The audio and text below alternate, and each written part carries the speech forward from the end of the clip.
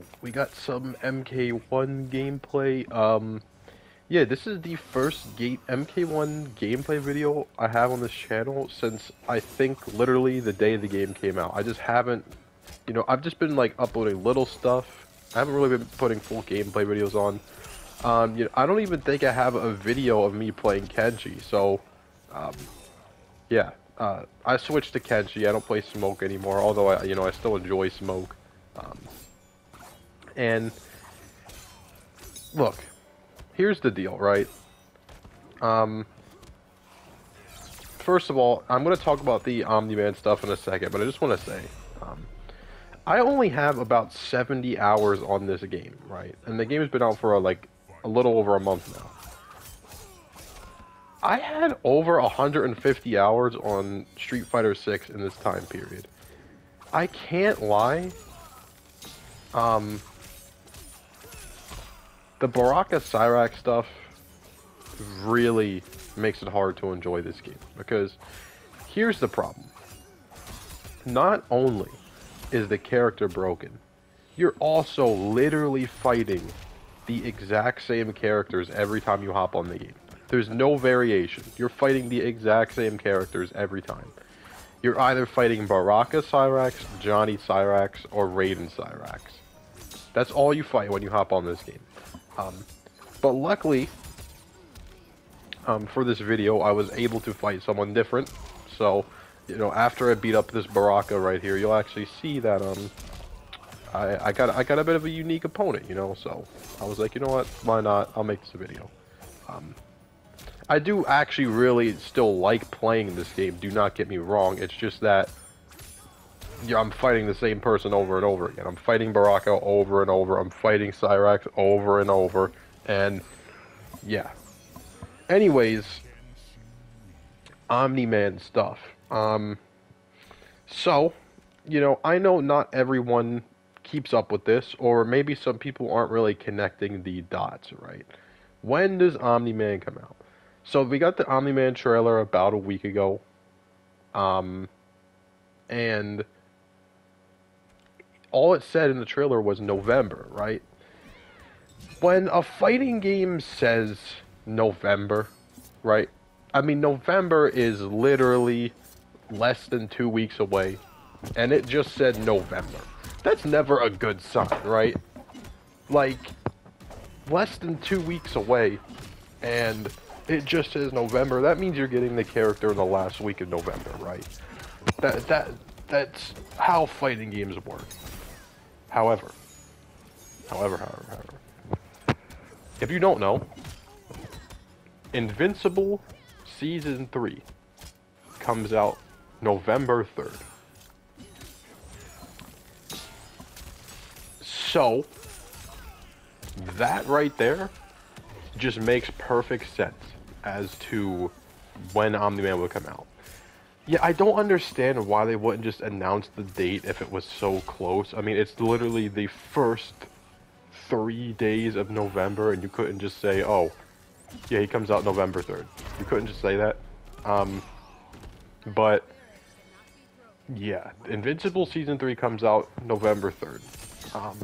And, another thing, if you go into MK1 and you look at the Season 1 of MK1 ends November 2nd. So, yeah. Like, I mean, I think that just says enough right there. Let's be honest. NetherRealm has been making some absolutely wild decisions with this game. I would argue they've been making some of the worst decisions they've ever made when it comes to this game. So, maybe Omni-Man doesn't come out November 2nd, November 3rd. I wouldn't be surprised. But it lines up too perfectly to not happen. I mean, think about it. The first season ends the day before the new season of Invincible comes out. It's perfect. It's perfect timing. Literally perfect timing. You got I mean, you're gonna sit here and tell me that your game season ends and you're adding a character from a show, a highly anticipated show. I mean, like, the season 1 of Invincible was over 2 years ago, I believe. So, it's the perfect opportunity. People have been waiting for this. People are hyped for Omni-Man. You're gonna tell me that you're not gonna put Omni-Man in the same day his show comes back. You're telling me that. Really.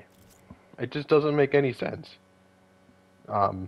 So, I mean, like I said, NetherRealm has been making some goofy decisions with this game, but there's just no way that he doesn't come out November 2nd, November 3rd. Because that is when that is literally when the show comes back. And that's when the season 1 of Mortal Kombat ends, you know? And it would just make sense that if a fighting game releases a new character at the beginning of a season, right? Like, why wouldn't that be how they do it? That's how Street Fighter does it, you know? To be fair, in Street Fighter, the characters have their own seasons. In Mortal Kombat, the characters don't have their own seasons. Yeah. Not to mention, the 2nd and the 3rd of November, which is when, you know, this stuff is happening, is on a Thursday and a Friday. If you don't know, Thursdays and Fridays is like prime time for fighting game characters to release their DLC, mainly on Thursdays. Most fighting games release their DLCs on Thursday. Now, I know that has nothing to do with MK, but still, I don't know. I just feel like it just makes perfect sense to release on the same day as the show and as the day their new season is starting in MK. Also, like, we don't know when Tremor's releasing, and I saw some people speculating that Tremor will come like 2 weeks later. I think that's a terrible idea, honestly. I think the cameo should release the same day as the character, because we are in a devastating area right now. Like, we're in a drought for this game. I mean, wouldn't it be sick to have a new cameo, a new character, and a new season all on the same day? That would really help the game. Because if you don't want to play Omni-Man, Tremor could help you play the character that you've been playing, you know, differently. He could help you play differently. Or if you want a new character, you can play Omni-Man. And then on top of that, there'll be, you know, new skins and stuff for your character, because there will be a new season, you know. So yeah, like I said though, NetherRealm has been making terrible decisions with this game, you know, with things like the microtransactions, things like invasions. Why is that even a thing, you know? So yeah, they really could just release Omni-Man November 20th or something, you know, after the show has come out, in the middle of their new season, of Mortal Kombat's new season. You know, they could do that, but it makes zero sense to release a character based on a show after the show comes out, you know, and after their own season lines up with it, you know. Both things are coming out on pretty much the same day. The new Mortal Kombat season and the Invincible season. So why wouldn't there be that, you know? I just want to talk about that because, number one, not everyone knows that Invincible Season 3, or Season 2, my bad, is coming out November 3rd. And no one really knows that the Mortal Kombat season is ending, I believe, November 3rd or November 2nd. It says 2 weeks. It says 14 days right now. So that could mean November 3rd or November 2nd. Just depending on how their time works. Yeah. So, you know, not many people realize that, and if you connect the dots, I mean, it just makes so much sense. The only thing that's confusing to me is, why would you announce a character that's coming out so soon and not have their date in it? You know, that's the only thing that's a red flag for me right now. Why would you announce a character that's coming out in, you know, like less than 3 weeks when the time of the trailer was released, and not say that, because it just doesn't make any sense to me. But yeah, that's about that.